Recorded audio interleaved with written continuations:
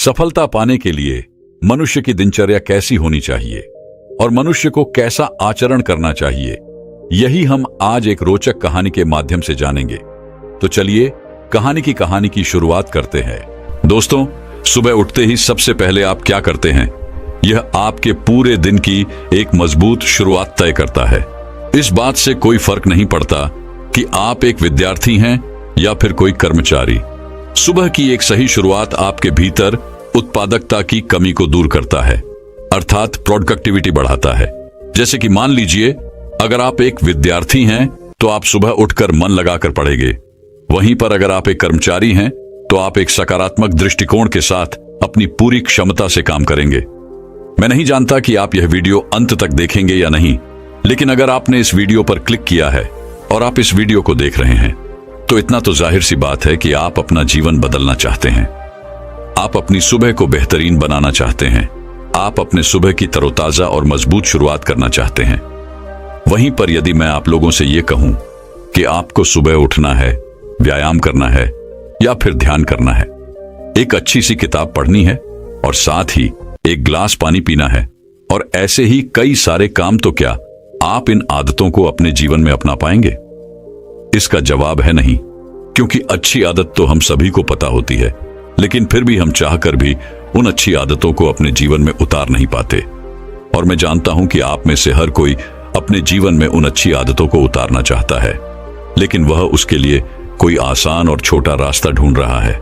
देखिए, मैं भी यह जानता हूं कि हम सभी अपने दिन की शुरुआत अच्छी करना चाहते हैं ताकि हमारा पूरा दिन अच्छा बीते, सकारात्मक बीते, लेकिन हम चाहकर भी अपने दिन की शुरुआत अच्छी नहीं कर पाते और दिन भी हमारा यूं ही बीत जाता है। हम में से अधिकांश लोग तो केवल तेजी से उठने के कारण ही अपना पूरा दिन यूं ही बर्बाद कर देते हैं, जिसके बाद उन्हें पछतावा होता है। वह ये सोचते रह जाते हैं कि काश मैं जल्दी उठा होता और मैंने अपने इस दिन की शुरुआत अच्छी तरह से की होती, तो आज का ये मेरा दिन बहुत अच्छा जाता। लेकिन क्या केवल सोचने मात्र से आपका ये दिन बेहतर हो सकता है? क्या आपने कभी इसके बारे में सोचा है? तो आज की जो कहानी मैं आपके लेकर आया हूं, इस कहानी के माध्यम से हम सुबह की कुछ ऐसी आदतों के बारे में जानेंगे जिन्हें अपना कर आप अपने जीवन में एक अलग चमत्कार ला सकते हैं। अर्थात आप अपने जीवन को पूरी तरह से बदल सकते हैं और आपका हर एक दिन, हर एक सुबह पहले से कहीं ज्यादा बेहतरीन हो जाएगी। आपकी सुबह सकारात्मक होगी, जिस कारण आपका पूरा दिन बेहतर से बेहतरीन होने लगेगा और आप जैसे चाहेंगे आप अपना दिन वैसा बना सकते हैं। बहुत समय पहले की बात है, एक नगर में विजय नाम का एक व्यक्ति रहता था जो अपने जीवन में कुछ करना चाहता था। वह पैसा कमाना चाहता था, नाम कमाना चाहता था, लोगों के बीच अपनी पहचान बनाना चाहता था, लेकिन वह अपनी बुरी आदतों के कारण बहुत परेशान था। वह अपने इन बुरी आदतों को बदलना तो चाहता था, लेकिन वह चाहकर भी अपनी इन बुरी आदतों से पीछा नहीं छुड़ा पा रहा था। वह हर रोज देरी से उठता और उठते ही वह स्नान करता। उसके बाद वह नाश्ता करता। वह जल्दबाजी में अपने काम पर निकल जाता और अधिकांश ही वह अपने दफ्तर तक पहुंचने में देर कर देता, जिस कारण उसका मालिक उसे बहुत खरी खोटी सुनाया करता था और इसी वजह से उसका पूरा दिन भी बेकार हो जाया करता। वह दिन भर क्रोधित रहता, परेशान रहता, चिड़चिड़ा रहता और दूसरी तरफ जब वो शाम को थका हारा घर लौटता तो घर पर भी उसे तरह तरह के ताने सुनने को मिलते, जिस कारण वो बहुत परेशान रहने लगा था। वो बहुत चिंतित रहने लगा था। उसे कुछ भी समझ नहीं आ रहा था कि आखिर वह क्या करे, किस तरह से अपने इन बुरी आदतों से छुटकारा पाए, किस तरह से वह अपने जीवन में वह हासिल करे जो वो चाहता है। देखते ही देखते ऐसे ही कई दिन बीत गए और एक दिन जब वो अपने दफ्तर देरी से पहुंचा तो उसका मालिक पहले से ही क्रोधित था, जिस कारण उसने विजय को काम से निकाल दिया। अब विजय बेरोजगार हो चुका था और उसके पास इतने पैसे भी नहीं थे कि वह कुछ दिनों तक अपने घर का गुजारा कर सके और इसी कारण विजय अत्यधिक चिंता में था। वह एक वृक्ष के नीचे जाकर बैठ गया और अपने हालातों के बारे में सोचने लगा। तभी वहां से एक गुरु गुजर रहे थे। उन गुरु ने जब विजय को देखा तो वह उसकी मनोदशा समझ चुके थे। वह जान चुके थे कि विजय बहुत परेशान है, वह बहुत चिंतित है। वह गुरु विजय के पास पहुंचे और उन्होंने विजय से कहा, क्या बात है बेटा, तुम बहुत परेशान लग रहे हो। इस पर विजय जवाब देते हुए कहता है गुरुवर, मैं आपको क्या बताऊं, मैं अपनी बुरी आदतों के कारण बहुत परेशान हो चुका हूं। मैं हमेशा देरी से उठता हूं और इसी कारण मैं हमेशा दफ्तर देरी से पहुंचता हूं और इसी कारण आज मेरे मालिक ने मुझे दफ्तर से निकाल दिया। अब तो मेरे पास मेरी नौकरी भी नहीं रही। मेरे पास तो इतने पैसे भी नहीं है कि कम से कम कुछ दिनों के लिए मैं अपने परिवार का गुजर बसर कर सकूं। मैं तो अपने जीवन में कुछ बड़ा करना चाहता था, पैसे कमाना चाहता था, नाम कमाना चाहता था, लोगों के बीच अपनी पहचान बनाना चाहता था, लेकिन आज मेरे पास कुछ भी नहीं है। अब आप ही बताइए मैं क्या करूं। इस पर वह गुरु विजय से कहते हैं, बेटा, इतनी बड़ी जिंदगी में क्या एक छोटी सी आदत अपनाना तुम्हारे लिए इतना मुश्किल काम है। अगर तुम कुछ अलग करना चाहते हो, कुछ बड़ा करना चाहते हो, अपना नाम कमाना चाहते हो, पैसा कमाना चाहते हो, तो याद रखो कि तुम्हें वह नहीं करना जो दुनिया कर रही है। तुम्हें तो कुछ अलग करना होगा। तुम्हें कुछ अलग करने की हिम्मत दिखानी होगी। ये जज्बा ही तुम्हें कुछ अलग पहचान दिलाएगा और तुम्हें उस मुकाम तक पहुंचाएगा जहां लोग आपको आपके नाम से नहीं बल्कि आपके काम से जानेंगे। और इसकी शुरुआत तुम्हें अपने उन आदतों से करनी होगी जिन आदतों के कारण तुम आज इतने परेशान हो, जिनके कारण आज तुम यहां पर हो। इस पर विजय कहता है गुरुवार, मैंने अपनी आदतों को बदलने की कोशिश की है। मैंने कई तरीके अपनाए, कई तरह की कोशिशें की, लेकिन मैं हर बार नाकामयाब रहा। मैं अपनी आदतों को नहीं बदल पाया और इसी वजह से तो आज मेरी यह हालात है। इस पर वह गुरुवर विजय से कहते हैं, क्योंकि बेटा, तुम वो कर रहे थे जो लोग कर रहे हैं। तुमने कुछ अलग करने की कोशिश ही नहीं की। तुम्हें जिसने जो बताया तुमने वो तरीका अपना लिया। क्या तुमने इसे अपने जीवन में उतार कर देखा? क्या तुमने इसे अपने तरीके से अपना कर देखा? इस पर विजय कहता है, नहीं गुरुवर, मुझे जिसने जो भी बताया, जैसे भी बताया, मैंने उसे उसी तरीके से अपनाया, लेकिन फिर भी मैं उन्हें अपना ना सका। तभी वह गुरुवर कहते हैं, बेटा, आज मैं तुम्हें कुछ ऐसी आदतें बताने जा रहा हूं जो बहुत छोटी सी हैं, लेकिन तुम्हारे जीवन में बहुत बड़ा बदलाव लाने में सक्षम है। यदि तुम इन आदतों को अपने जीवन में उतार लेते हो तो तुम अवश्य ही अपने जीवन में सफलता प्राप्त कर पाओगे। तुम जैसे चाहोगे तुम अपना जीवन वैसे ही बिताओगे। तभी विजय कहता है गुरुवर, बताइए वह कौन सी आदतें हैं? कृपया करके मेरा मार्गदर्शन करें। इस पर गुरुवर विजय से कहते हैं, बेटा, सबसे पहली आदत है कि भीड़ से पहले उठो। तुमने देखा होगा कि अधिकांश लोग 9 बजे, 10 बजे या फिर 11 बजे तक उठते हैं और ऐसे उनका आधा दिन तो यूं ही निकल जाता है। लेकिन जब तक उन बाकी लोगों से सुबह जल्दी उठते हो तो तुम पहले ही उन बाकी लोगों के मुकाबले सबसे अमीर हो, क्योंकि तुम उनके मुकाबले 3-4 घंटे पहले हो चुके हो और पूरे दिन में तुम्हारे पास अब 3-4 घंटे उनसे कहीं ज्यादा है। अर्थात अब तुम्हारे पास 3-4 घंटे अधिक समय है और इस समय का इस्तेमाल तुम अपने लक्ष्य को प्राप्त करने में लगा सकते हो।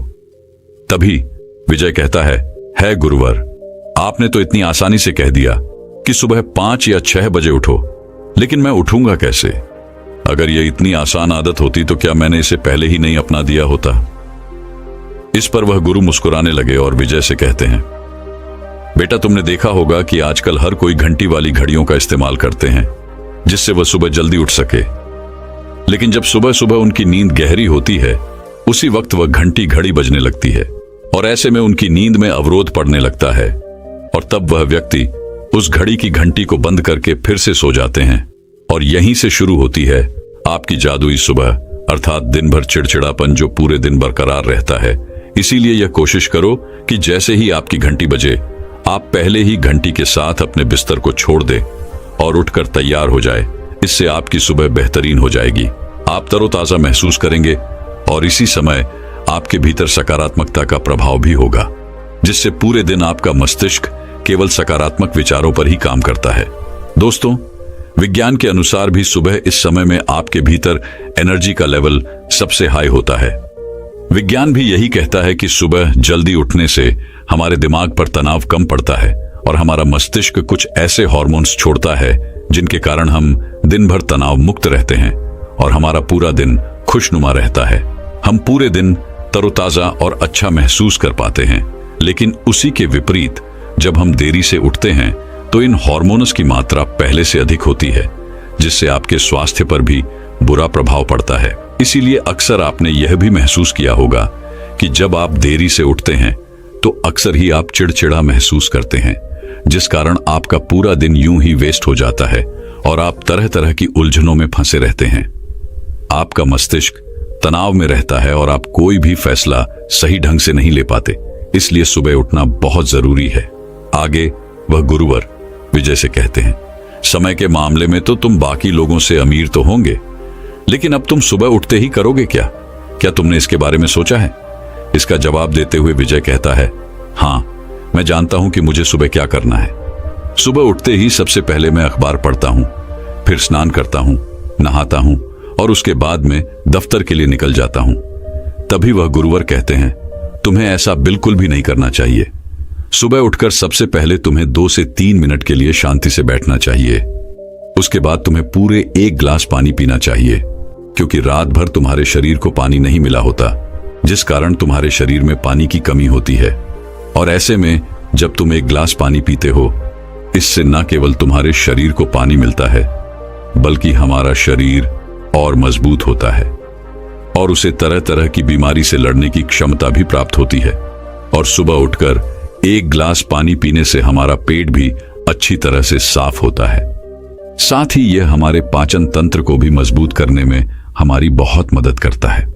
दोस्तों, आपने देखा होगा कि आजकल लोग तरह तरह की क्रीम का इस्तेमाल करते हैं ताकि उनका चेहरा अच्छा और चमकदार दिख सके, लेकिन सुबह उठते ही पानी पीने की यह जो आदत है, यह सबसे आसान तरीका है जिससे आप प्राकृतिक रूप से अपने चेहरे पर वह चमक प्राप्त कर सकते हैं।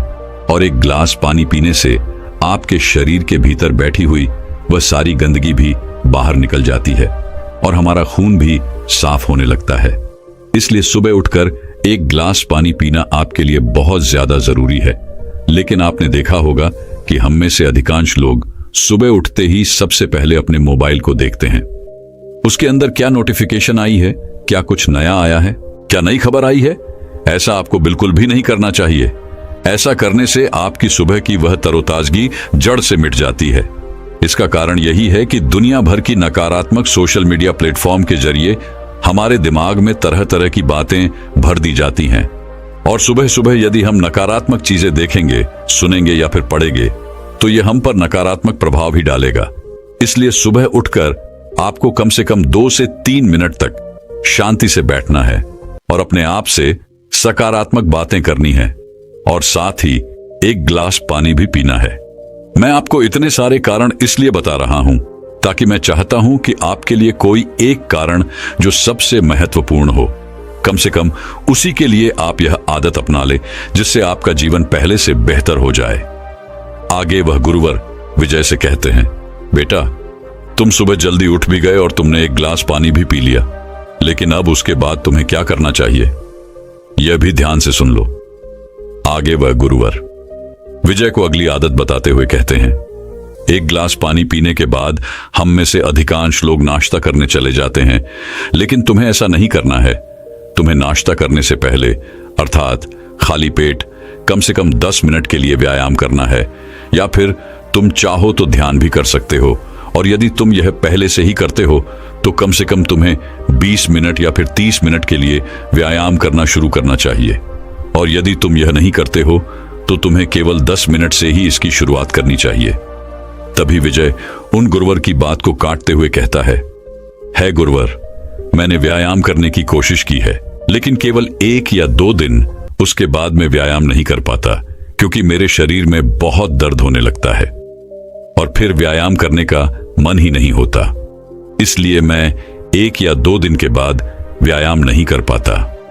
इस पर वह गुरु मुस्कुराने लगे और विजय से कहते हैं, बेटा, शुरुआती दिनों में आपको व्यायाम करने में थोड़ी सी परेशानी तो अवश्य आएगी, बदन भी दर्द होगा, क्योंकि आपके शरीर को व्यायाम करने की आदत नहीं है और आपने अचानक ही व्यायाम करना शुरू कर दिया, जिससे आपके शरीर की ऊर्जा की खपत होती है, जिससे आंख थकान महसूस करने लगते हैं, आंख को दर्द भी महसूस होता है और इसी कारण हम व्यायाम करना छोड़ देते हैं। लेकिन 3 से 4 दिन के बाद यदि तुम लगातार व्यायाम करते हो तो तुम्हारा यह दर्द खत्म हो जाएगा और देखते ही देखते यह तुम्हारी आदत भी बन जाएगी और व्यायाम करने से तुम पहले से अधिक तरोताजा महसूस कर पाओगे। तुम पूरे दिन भर अपने शरीर में वह ऊर्जा महसूस कर पाओगे और इससे तुम्हारे शरीर में सकारात्मक ऊर्जा का प्रवाह भी होगा, जिससे तुम दिन भर कोई भी फैसले बड़ी आसानी से ले पाओगे। व्यायाम करने से हमारा मस्तिष्क काफी चुस्त और तंदुरुस्त रहता है। आगे वह गुरुवर विजय से कहते हैं, बेटा तुम सुबह उठे, तुमने एक गिलास पानी पिया और उसके बाद तुम व्यायाम भी कर चुके, लेकिन अब आगे तुम्हें क्या करना चाहिए? इस पर विजय कहता है गुरुवर, अब मुझे स्नान कर लेना चाहिए और उसके बाद एक अच्छा सा नाश्ता करना चाहिए। तभी गुरुवर विजय से कहते हैं, नहीं, तुम्हें ऐसा बिल्कुल नहीं करना। जब तुम व्यायाम कर लोगे या फिर ध्यान कर लोगे तो उसके तुरंत बाद तुम्हें अपने आप से सकारात्मक बातें करनी है, क्योंकि यही बिल्कुल सही समय है जब आप ध्यान के तुरंत बाद स्वयं से कुछ सकारात्मक वाक्य कहते हो। तो ऐसे समय पर हमारा पूरा ध्यान केवल हमारे वाक्य पर होता है और यह बात सीधे हमारे अवचेतन मन तक पहुंचती है, जिससे हमारा अवचेतन मन सकारात्मक होने लगता है। और यदि तुम अपने दिन की शुरुआत सकारात्मक विचारों के साथ करते हो तो सुबह की शुरुआत करने से आपका पूरा दिन सकारात्मक लोगों और वातावरण के साथ ही बीतेगा। और जब तुम्हारा हर एक दिन सकारात्मक होने लगता है, जब तुम्हारा हर एक दिन सकारात्मक बीतने लगता है, तो तुम अच्छा महसूस कर पाते हो, तुम खुश महसूस कर पाते हो और देखते ही देखते तुम्हारा पूरा जीवन परिवर्तित होने लगता है। आगे वह गुरुवर विजय से कहते हैं, इसके बाद अब तुम्हें स्नान करना चाहिए। स्नान के बाद तुम्हें नाश्ता करना चाहिए, लेकिन याद रहे कि तुम्हें नाश्ते में फलों का सेवन करना चाहिए, या फिर तुम कुछ ऐसा नाश्ता कर सकते हो जो बहुत हल्का हो, आसानी से पच सके, जिससे तुम्हारे शरीर को उस नाश्ते को पचाने में ज्यादा मेहनत नहीं करनी पड़े और तुम्हारा शरीर भी ज्यादा ऊर्जावान बना रहेगा।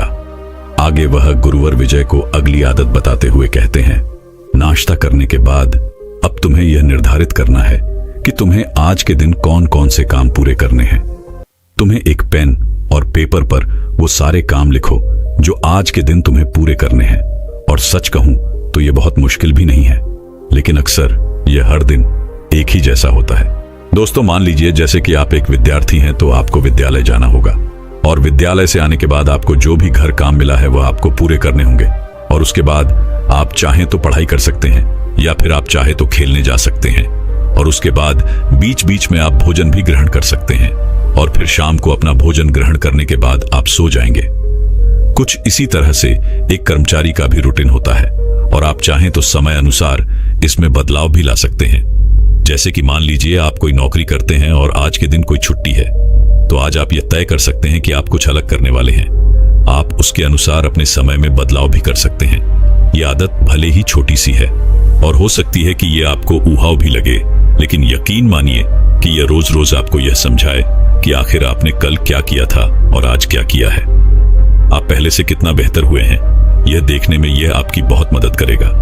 आगे वह गुरुवर विजय से कहते हैं, अगली आदत जो तुम्हें तुम्हारा लक्ष्य पाने में तुम्हारी मदद करेगी और वह है कदम उठाना। क्योंकि हम में से अधिकांश लोग अपने लक्ष्य को पाने के लिए कदम ही नहीं उठाते। वे लोग यह सोचते हैं कि कोई और आकर उनकी मदद करेगा, लेकिन ऐसा कभी नहीं होने वाला। दोस्तों, मानसिक दर्शन अर्थात विजुअलाइजेशन, क्या आप यह मानते हैं कि जिस लक्ष्य को हम अपने जीवन में पाना चाहते हैं, उसे हासिल करने के लिए हमें उसे रोज याद रखना जरूरी है।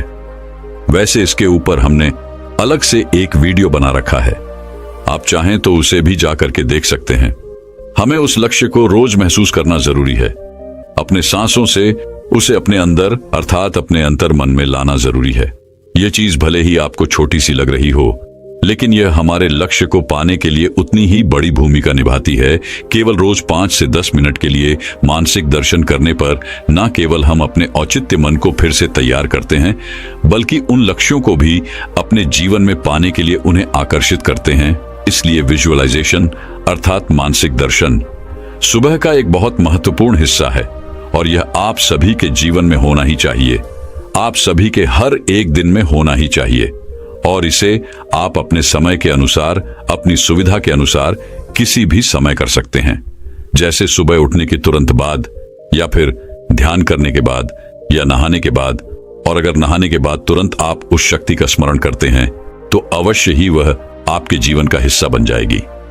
दोस्तों, ईश्वर का स्मरण करना और उन्हें धन्यवाद देना न केवल हमें एक सकारात्मक दृष्टिकोण प्रदान करता है, बल्कि हमारे सशक्त विचारों को, हमारे लक्ष्य को, मानसिकता को, हमारी कृतज्ञ स्वभाव को इस ब्रह्मांड से जोड़ देता है। और जब आप उस शक्ति से जुड़ जाते हैं तो आपके पास पूरे दिन भर हर बड़ी से बड़ी चुनौती का सामना करने के लिए सकारात्मक दृष्टिकोण होता है। यानी एक ऐसी मानसिकता जो किसी भी समस्या का सामना करने में पूरी तरह से सक्षम होती है। इसलिए यह भी बहुत जरूरी है कि आप उस शक्ति को याद करें और उसके प्रति कृतज्ञता व्यक्त करें। आखिर में गुरुवर विजय को आखिरी आदत बताते हुए कहते हैं, सुबह उठकर कुछ अच्छा पढ़ना या लिखने की आदत डालो, क्योंकि अच्छा पढ़ने या लिखने की आदत न केवल हमें मानसिक रूप से ही नहीं बेहतर बनाती है, बल्कि यह हमारे शब्द भंडार को भी विकराल रूप देती है, जिससे हम किसी के सामने भी बात करने में अच्छी तरह से शब्दों का प्रयोग कर पाते और हमें यह भी समझ में आता है कि कौन से शब्द किसके सामने इस्तेमाल करने चाहिए, और इससे हमारे विचारों को, हमारे मानसिकता को और जीवन की चुनौतियों को देखने के हमारे नजरिए को एक नया आईना मिलता है। मैं जानता हूं कि पढ़ना और लिखना यह आदत इतनी आसानी से नहीं पड़ने वाली। इसके लिए आपको निरंतर इसका अभ्यास करना होगा, और आप चाहें तो इसे वैकल्पिक तौर पर कर सकते हैं, अर्थात अल्टरनेटिव दिन आप यह कर सकते हैं। जैसे कि मान लीजिए आप एक दिन लिखते हैं और एक दिन पढ़ते हैं, या फिर आप चाहें तो एक सप्ताह पढ़ सकते हैं और एक सप्ताह लिख सकते हैं। और लिखने में आप चाहें तो आप अपने लक्ष्य के बारे में लिख सकते हैं। आप सकारात्मक वाक्य लिख सकते हैं, सकारात्मक बातें लिख सकते हैं, जिससे हमारी मानसिकता को बदलने में बहुत मदद मिलती है, जिससे हमारी सोच में परिवर्तन भी आता है और हम सकारात्मकता की ओर आगे बढ़ने लगते हैं और हम सकारात्मक कदम उठाने लगते हैं। आगे वह गुरुवर विजय से कहते हैं, बेटा, ये सभी आदतें आपको भीड़ से अलग बनाती हैं, जिससे तुम्हें गजब का आत्मविश्वास भी झलकने लगता है। यदि तुम किसी भी व्यक्ति के सामने मजबूती से अपनी बात रखने की क्षमता हासिल कर लेते हो तो वह तुम्हारी बात अवश्य सुनेगा। इन सभी आदतों के कारण तुम स्वयं के अंदर वह आत्मविश्वास, वह जज्बा महसूस कर पाते हो, जिससे तुम किसी भी लक्ष्य को हासिल करने के लिए प्रेरित रह पाते हो। और यही कारण है कि इस दुनिया के सबसे सफल लोग इन आदतों को अपनाते हैं, जिससे वह अपने जीवन में किसी भी मुश्किल का सामना बड़ी आसानी से कर पाते हैं और वह अपने जीवन में जैसा चाहते हैं उन लक्ष्य को प्राप्त भी कर लेते हैं। इतना कहकर वह गुरुवर शांत हो गए और अपने मार्ग में आगे की ओर बढ़ चले। विजय वहीं पर बैठा हुआ था और उन गुरु की सारी बातों के बारे में सोच रहा था, विचार कर रहा था, और उसे यह भी समझ में आ चुका था कि वह अब तक क्या गलतियां कर रहा था। वह क्यों अब तक अपने लक्ष्यों से इतना दूर है। उसने अगले दिन से ही उन गुरु की सभी बातों को अपने जीवन में उतारना शुरू कर दिया और देखते ही देखते उसका पूरा जीवन बदलने लगा। दोस्तों, यदि आप भी अपने जीवन में कुछ बड़ा हासिल करना चाहते हैं, कुछ अलग पाना चाहते हैं, तो आपको भी यह आदतें अपनानी चाहिए। तो दर्शकों, चलिए अब मन को नियंत्रित करने की अगली रोचक कहानी की शुरुआत करते हैं। दोस्तों, बहुत समय पहले की बात है। एक नगर में एक बहुत ही प्रसिद्ध गुरु रहा करते थे। उनकी ख्याति दूर दूर तक फैली हुई थी। उनके पास लोग दूर दूर से आया करते थे। एक दिन वह अपने शिष्यों को कुछ उपदेश दे रहे थे। वह कह रहे थे, हमारा मन बहुत शक्तिशाली है, इसकी शक्ति अपार है। जिसने भी अपने मन पर नियंत्रण पा लिया वह अपने जीवन में कुछ भी पा सकता है। अपने मन का इस्तेमाल करके तुम वो सब कर सकते हो, तुम वो सब पा सकते हो जो तुम चाहते हो, और इसमें तुम्हें कोई नहीं रोक सकता। वहां पर उपस्थित सभी शिष्य उन गुरु की सारी बातें ध्यानपूर्वक सुन रहे थे। तभी एक शिष्य खड़ा हुआ और उसने उन गुरुवर से कहा, गुरुवर, आखिर यह मन क्या है? हम कौन हैं? और इस ब्रह्मांड में हमारा अस्तित्व क्या है? इस पर गुरु मुस्कुराने लगे और अपने उस शिष्य से कहते हैं, तुम कौन हो? पहले तुम मुझे यह बताओ। इस पर मनुष्य कहता है, हे गुरुवर, मैं एक लड़का हूं। मैं आप ही के साथ इसी आश्रम में रहता हूं। मेरा नाम पृथ्वी है और मैं आपका एक शिष्य हूं।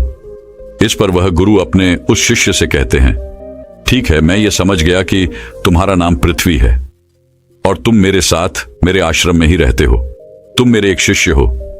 लेकिन यह तो तुम्हारा शरीर है जो हमें इस दुनिया में दिखाई दे रहा है, लेकिन आपके भीतर जो आपके शरीर को चलाने वाली शक्ति है वह तो दिखाई नहीं देती, और शरीर को चलाने वाली चैतन्य शक्ति को ही हम आत्मा कहते हैं। तभी मनुष्य एक बार फिर उन गुरुवर से कहता है, हे गुरुवर, यह आत्मा क्या होती है? इस पर वह गुरुवर अपने शिष्य के इस सवाल का जवाब देते हुए कहते हैं, भंते, आत्मा हमें दिखाई नहीं देती, हम उसे केवल महसूस कर सकते हैं। ठीक उसी तरह जिस तरह यह हवा जिसे हम देख नहीं सकते लेकिन इसे हम महसूस जरूर कर सकते हैं। दोस्तों, ठीक उसी तरह से बिजली भी है। बिजली से चलते पंखे को हम देख सकते हैं, लेकिन बिजली अर्थात उसे चलाने वाली ऊर्जा अदृश्य है। बिजली के बिना उस पंखे का कोई अस्तित्व नहीं। आगे वह गुरु अपने शिष्य से कहते हैं, ठीक इसी प्रकार हमारी आत्मा जब हमारे शरीर को छोड़कर चली जाती है तो हमारे शरीर का कोई अस्तित्व नहीं रह जाता। हमारा अस्तित्व वहीं पर समाप्त हो जाता है, जिसे हम मृत्यु कहते हैं। तभी मनुष्य एक बार फिर से खड़ा होता है और उन गुरुओं से कहता है, आप तो हमें मन के बारे में बता रहे थे, फिर आखिर हमारे मन और हमारी आत्मा का क्या संबंध है? इस पर वह गुरु कहते हैं, अपने शिष्य को समझाते हुए कहते हैं, भंते, हमारी आत्मा 3 काम करती है, मन, बुद्धि और संस्कार। चलो मैं तुम्हें इसे एक उदाहरण के तौर पर समझाता हूं। जब भी तुम्हारे सामने परीक्षा निकट होती है तो उस समय तुम्हें अधिक से अधिक पाठ्यक्रमों को याद करने की आवश्यकता पड़ती है, और ठीक उसी समय हमारे मन में से एक आवाज आती है कि मैं इतना सब कुछ एक दिन में याद नहीं कर सकता, लेकिन हाँ, मैं नकल जरूर कर सकता हूं, या फिर मैं किसी से पूछ सकता हूं। ठीक इसी प्रकार हमारे मन में कई प्रकार के विचार उत्पन्न होने लगते हैं, और जब आप इन सब विचारों को पढ़कर किसी एक विचार पर निर्णय लेते हैं, अर्थात किसी एक विचार पर संकल्प लेते हैं, तो इसी फैसले को बुद्धि कहते हैं। और वहीं पर यदि आपकी बुद्धि भी आपसे यही कहती है, हां, तुम नकल करके अवश्य ही उत्तीर्ण हो जाओगे और ऐसा करना सही है, तो ये हो गया आपका संस्कार। और एक बार यदि आपका संस्कार बन गया तो सोच किसी काम की नहीं रह जाती, संस्कार ही हमारे व्यवहार में रह जाता है। जैसे कि अभी आप किसी के बच्चे हैं, किसी के भाई, किसी के बहन, किसी की माता या फिर पिता। सभी के जीवन में आप एक अलग और अहम भूमिका निभाते हैं। आपकी अलग अलग जिम्मेदारियां भी हैं, लेकिन आप हैं तो एक ही। ठीक इसी प्रकार हमारी आत्मा भी है, वह है तो एक ही, लेकिन वह 3 अलग अलग काम करती है, मन, बुद्धि और संस्कार। और हमारी आत्मा की सबसे पहली सोच में शक्ति है मन, क्योंकि हमारा मन बहुत शक्तिशाली होता है। इसमें अपार शक्ति होती है। मन में ही सोचने और विचारने की क्षमता होती है। हमारे मन में ही इच्छा शक्ति और कल्पना शक्ति जागती है। मन से ही हम महसूस करते हैं, और जब हम अपने मन की शक्ति के अधीन हो जाते हैं तो हम अपने हर कार्य को मन की संतुष्टि के लिए करने लगते हैं। जो कार्य सरल होता है उसे तो हम बड़ी आसानी से कर लेते हैं, लेकिन जो भी कार्य थोड़ा सा भी मुश्किल होता है, जिन्हें पूरा करने में हमें थोड़ी मेहनत करनी पड़ती है, उसके लिए हमें एक सशक्त विचार और मजबूत संकल्पनाओं की आवश्यकता पड़ती है। लेकिन जब हम उस कार्य को नहीं कर पाते तो हम अपने आप को अर्थात अपने मन को दोष देने लगते हैं, उसे कोसने लगते हैं। लेकिन हम ये भूल जाते हैं कि हमारा मन अत्यधिक चंचल है, ठीक उसी चंचल घोड़े की तरह जो हर दिशा में लगातार भागता रहता है। मन उस जिद्दी बच्चे की तरह होता है जो किसी की बात नहीं मानता, और अंततः उसे जो चीज चाहिए वह उसे हासिल करके ही रहता है। और जब हम अपने आत्मा के अस्तित्व को नकार करके शरीर को ही अपनी पहचान बनाते हैं तो हम अपने मन के अधीन हो जाते हैं। इतना ही नहीं, हम अन्य व्यक्तियों के मन को लुभाने वाले वस्त्रों और तरह तरह की चीजों का आचरण भी करने लगते हैं। तभी मनुष्य उन गुरुवर से कहता है, हे गुरुवर, तो क्या केवल हमारे मन हमें केवल भटकाने का ही कार्य करता है? क्या इसका और कोई कार्य नहीं? इस पर वह गुरु कहते हैं, उस शिष्य से कहते हैं, भंते, हमारे मन का दूसरा पहलू भी है। हमारा मन अन्य शक्तियों और संभावनाओं का भंडार है। जब से इस ब्रह्मांड की उत्पत्ति हुई है तब से ही हमारा मन भी है, और यह नश्वर है, अर्थात इसे कभी मारा नहीं जा सकता। यह एक शरीर छोड़कर दूसरे शरीर में बस जाता है, और जब हम यह महसूस कर पाते हैं कि हमारा अस्तित्व इस नश्वर शरीर से कहीं आगे है, तब हम यह भी समझ पाते हैं कि हमारी आत्मा इस ब्रह्मांड का एक अंश है। हम अपने मन के अनंत शक्ति को महसूस कर पाते हैं।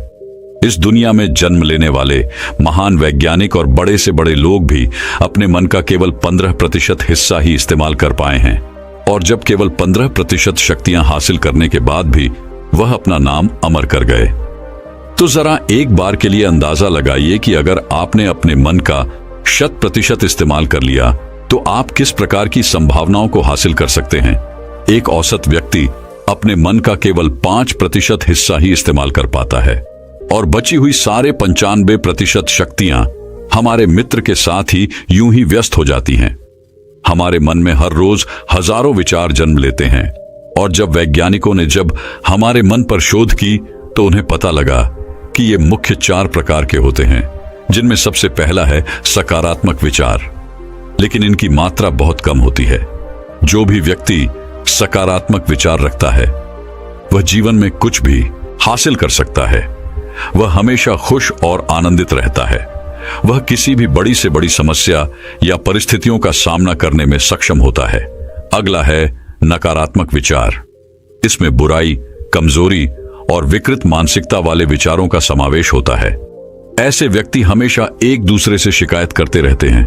वह एक दूसरे से जलते हैं, ईर्ष्या करते हैं और वह अपने जीवन में कभी कुछ हासिल नहीं कर पाते। तीसरा है आवश्यक विचार। ये ऐसे विचार होते हैं जो हमारे दिनचर्या से संबंधित होते हैं, जैसे आज मुझे इस काम को इतने समय पर पूरा करना है, आज मुझे इतने सारे काम करने हैं, इन लोगों से मिलना है, इनसे बातें करनी है, मुझे ये करना है, मुझे वो करना है। ऐसे ही कई प्रकार के विचार जो हमारी दिनचर्या से संबंधित होते हैं और ये सभी हमारे लिए आवश्यक विचार होते हैं। हम दिन भर जो भी कार्य करते हैं वो हमारे आवश्यक विचारों के कारण ही होता है। चौथा है व्यस्त विचार। इसमें जितने भी विचार होते हैं वह सभी बीती घटनाओं से प्रेरित होते हैं। जैसे कि पिछले साल मेरे मित्र ने मुझे धोखा दिया था, इसलिए मैं उससे बात नहीं करना चाहता, मैं उससे नफरत करता हूं। इन विचारों में हम व्यक्त कर ही दुख लेते हैं, सुनी सुनाई बातों के बारे में सोचते रहते हैं और मन ही मन परेशान होकर अलग अलग विचार सोचते रहते हैं। और एक मनोवैज्ञानिक के विश्लेषण के अनुसार हमारे मन में आने वाले 80% विचार भूतकाल की बीती घटनाओं से ही प्रेरित होते हैं और 15% विचार भविष्य की कल्पनाओं से संबंधित होते हैं। जैसे मैं भविष्य में यह करूंगा, यदि मैं ऐसा करूंगा तो मुझे वैसा मिलेगा, मैं यह करूंगा, मैं वह करूंगा, मुझे ये मिलेगा, मुझे वो मिलेगा।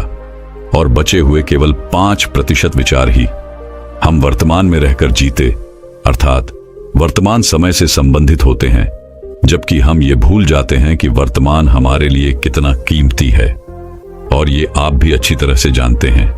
तभी शिष्य एक बार फिर उन गुरुर से कहता है, हे गुरुवर, आखिर यह व्यर्थ के विचार हमारे जीवन पर किस प्रकार प्रभाव डालते हैं। इसका जवाब देते हुए वह गुरुवर अपने उस शिष्य से कहते हैं, भंते, जब हम अपने विचारों को अपनी बौद्धिक शक्ति से खुद पर हावी कर लेते हैं तो यह हमारे संस्कार बन जाते हैं और यही संस्कार हमारे व्यवहार में भी झलकता है और यही हमारे जीवन में घटने वाली घटनाओं का निर्धारण भी बनता है। मान लीजिए, क्या आपने हाल ही में कोई ऐसा बुरा अनुभव किया है जिसे आप भुलाना चाहते हैं लेकिन आप भुला नहीं पा रहे? आपके साथ कुछ ऐसा घटा है जो आप याद नहीं रखना चाहते और आपने उसी व्यक्ति के विचार को अपना संस्कार बना लिया, तो आप व्यर्थ ही परेशान रहेंगे, चिंतित रहेंगे और इसका परिणाम यह होगा कि आपका जीवन दुखों से भर जाएगा। आप हमेशा चिंता में परेशान रहेंगे। लेकिन उसी के विपरीत, यदि आप अपनी बौद्धिक शक्ति का इस्तेमाल करके किसी सकारात्मक विचार को आत्मसात करते हैं तो आपका जीवन शांत और आनंद में हो जाएगा। आप हर काम में मन लगा पाएंगे, आप हर काम में अपना 100% दे पाएंगे। इसलिए यह हम पर निर्भर करता है कि हम अपने मन को अपना सबसे अच्छा दोस्त बनाना चाहते हैं या दुश्मन, क्योंकि जैसे हमारे मन के विचार होंगे वैसे ही हमारी भावनाएं और व्यवहार भी होगा और फिर वैसा ही हमारा जीवन भी होगा, क्योंकि हमारे विचार के आधार पर ही हमारे मन की मान्यताएं निर्मित होती हैं और जैसी मान्यताएं होती हैं वैसा ही हमारा जीवन भी होता है। क्योंकि हमारे मन में उठने वाले विचार एक बीज की तरह है जैसे विचार हम अपने मन में बोते हैं, वैसे ही हमें फल भी मिलते हैं। यदि आप सकारात्मक विचारों के बीज मन में बोएंगे तो आपका जीवन सकारात्मकता से भर जाएगा। फलस्वरूप आप खुश और आनंदित रहेंगे। आप किसी भी परिस्थिति का सामना करने में सक्षम होंगे। सकारात्मकता हमारे भीतर शक्ति का संचार करता है, जबकि नकारात्मक विचार हमारे मानसिक शक्तियों को कमजोर कर देता है, जिस कारण हम अधिकांश थकान और आलस महसूस करते हैं और हम अपने लक्ष्य की तरफ भी आगे नहीं बढ़ पाते। और ऐसे अधिकांश व्यक्ति अपने जीवन में कभी कोई लक्ष्य निर्धारित तक नहीं करते, जिस कारण उनका पूरा जीवन यूं ही व्यर्थ हो जाता है। वह अपना पूरा जीवन बिना किसी लक्ष्य के जीते हैं। आगे वह गुरु अपने शिष्य को आत्मा का दूसरा काम बताते हुए कहते हैं, हे भंते, दूसरी शक्ति है बुद्धि। हमारे मन और बुद्धि का एक दूसरे से बहुत गहरा संबंध है और इन तीन शक्तियों में बुद्धि सबसे महत्वपूर्ण है। इसी को हम अंतरात्मा की आवाज भी कहते हैं, क्योंकि यह कभी गलत नहीं होती, केवल आवश्यकता है तो इसे सुनने की। हमारी बुद्धि के पास दो शक्तियां होती हैं, विवेक और स्वतंत्रता। जब हम विवेक से किसी विचार के बारे में सोचते हैं तो हम यह समझ पाते हैं कि वह सही है या गलत, और हम उस पर एक सही निर्णय ले पाते हैं। हम सही विचार अपनाने की शक्ति रखते हैं। हमारी बुद्धि को विवेक और स्वतंत्रता इसलिए दी गई है ताकि हम अपने हर काम को स्वतंत्रता पूर्वक तथा विवेकपूर्ण होकर अपने काम कर सके, जिससे हम अपने कर्म के प्रति स्वयं उत्तरदायी हों, ना कि ईश्वर, क्योंकि ईश्वर कभी भी हमारे कदमों में दखलंदाजी नहीं करते। हम स्वयं अपने विवेक से अपने जीवन के निर्णय लेते हैं।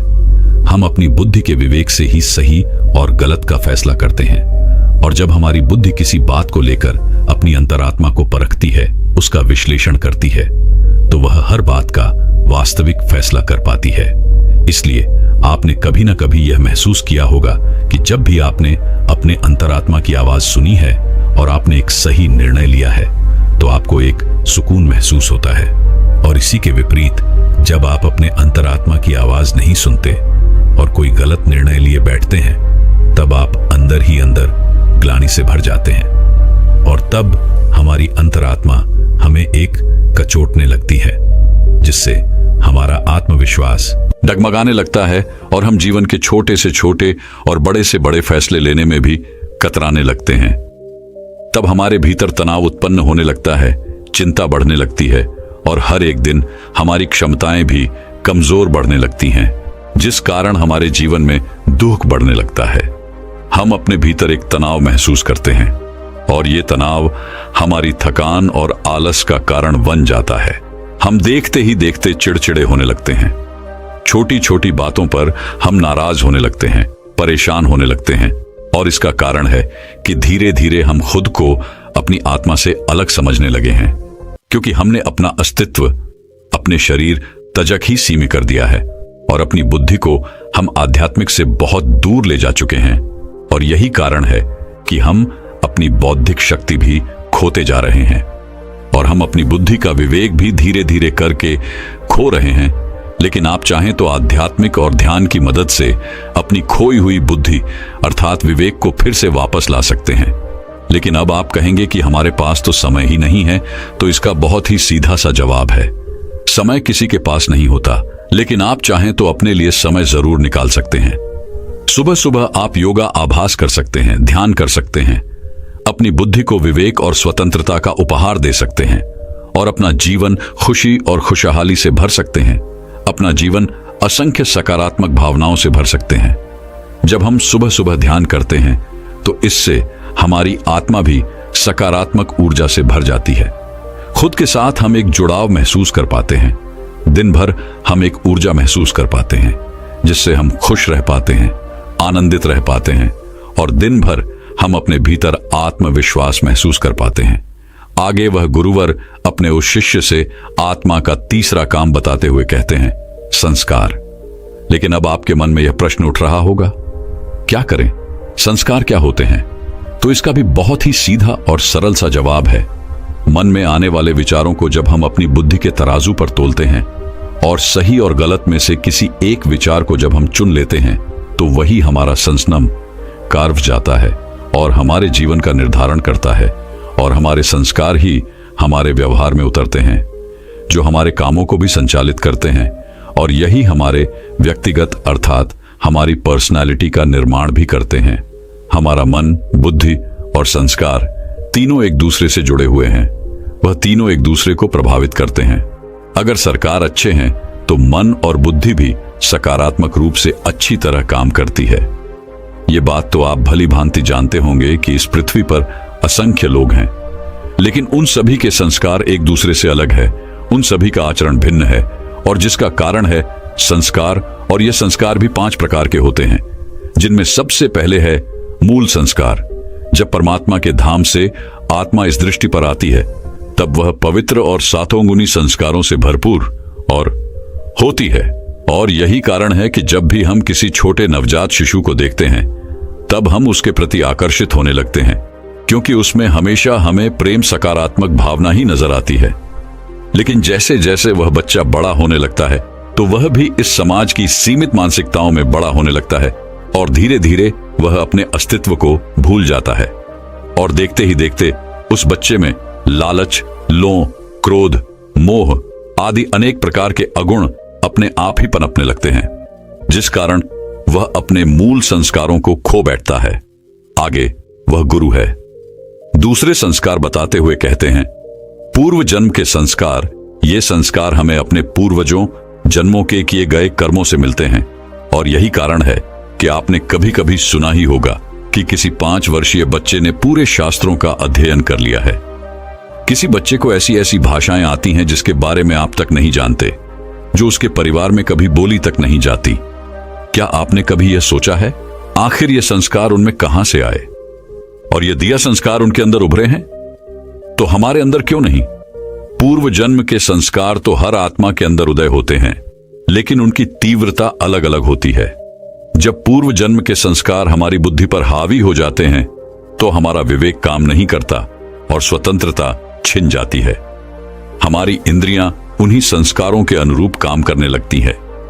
तीसरा है गर्भ संस्कार। यह संस्कार हमें माता के गर्भ में ही मिलता है। माता और पिता के आपसी चिंतक और विचारों का प्रभाव हमारे संस्कारों का निर्धारण करता है।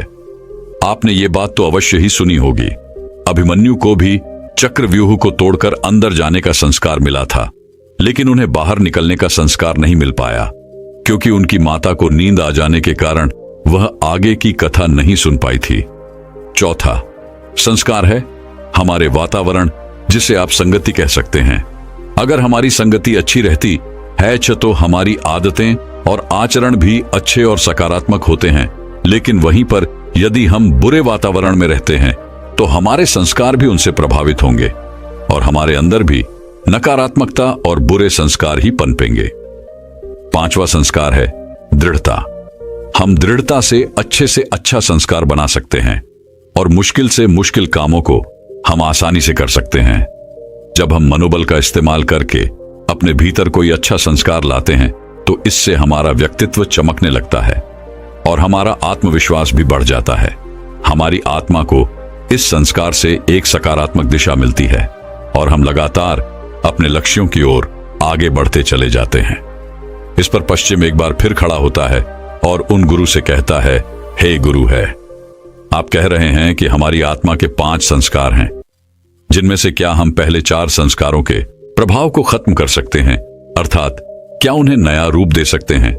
इसका जवाब देते हुए बदुरई अपने शिष्य से कहते हैं, हां, यदि तुम चाहो तो अपने भीतर उन 4 संस्कारों को एक बार फिर से निर्मित कर सकते हो, और इसके लिए तुम्हें 5वें संस्कार का इस्तेमाल करना होगा, अर्थात दृढ़ शक्ति और मनोबल से।